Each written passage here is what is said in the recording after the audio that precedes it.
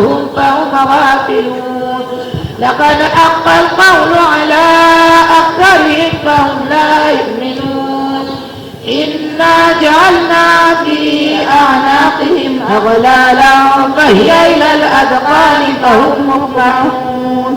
Vijana wametakiwa kudumisha amani iliyopo nchini na kuombea dua viongozi wakuu wa taifa ili kuwarahisishia katika kuwaletea maendeleo.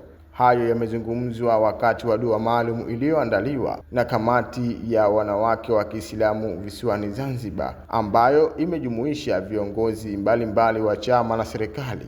Kama hapa baadhi ya viongozi hao wanavyoanza kuzungumza. Kwa kweli viongozi wetu wakuu tunahitaji sana kuombea dua. Wana vita kubwa inayopigwa si kutoka ndani tu na nje. Kwa hiyo dua hii ya leo hapa imekusudiwa kwa Mheshimiwa Rais Samia Suluhu Hassan. Tunaomba Mwenyezi Mungu aitakabalie. Lakini mbali ya dua hizi mahususi, kila Mtanzania ni muombe, kila Muislamu katika swala zake asiache kuwaombea viongozi wetu wakuu, Dr. Samia Suluhu Hassan na Dr. Hussein Ali Mwinyi. Kwenye swala zetu tuhakikishe kila siku walau kwenye swala moja tuwe tunaombea dua hizi. Kwa kweli wanahitaji nguvu kubwa sana na muongozo wa Mwenyezi Mungu na ulinzi wa Mwenyezi Mungu katika kuhakikisha kwamba wanatusimamia na kuleta maendeleo tunayotaka. Leo hapa tulikuwa kutoka asubuhi tunaomba dua ya Mwenyezi Mungu. Lengo hasa dua hii tulikuwa tumeiomba hapa wanawake kusaidia nchi yetu kwanza, halafu pia kumsaidia mama yetu, rais wetu wa Jamhuri ya Muungano wa Tanzania, Mama Samia Suluhu Hassan, ili aweze kuendesha nchi hii kwa usalama, iwe shwari, isiwe na matatizo aina yoyote.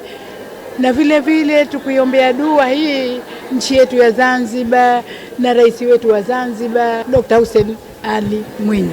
Kichuo hichi ambacho tumeingia leo, hata tukimaliza mfungo mosi, mfungo pili, mfungo tatu, hiyo tunaendelea nayo. Kwa hivyo niombe sana vijana tuendeleze amani yetu ambayo tulikuwa tunayo.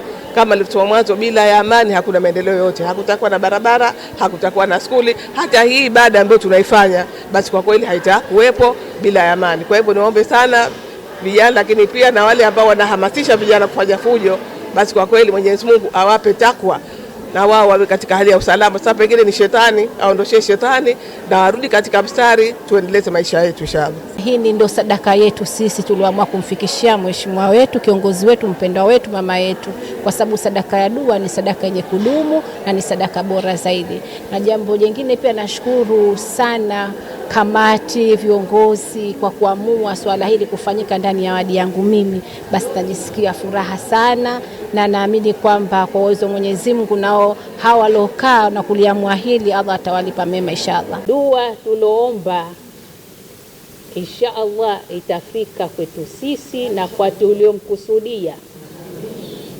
Mama yetu kipenzi, hakuna kitu anachokipenda zaidi ya dua.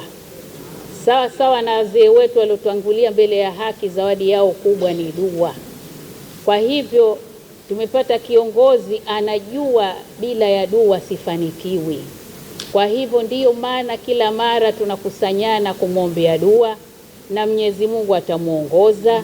Mwenyezi Mungu atawapeperusha wote waliokuwa nia mbaya na yeye. Ripoti kutokea visiwani Zanzibar, Abdalla Balozi, Sema Africa TV.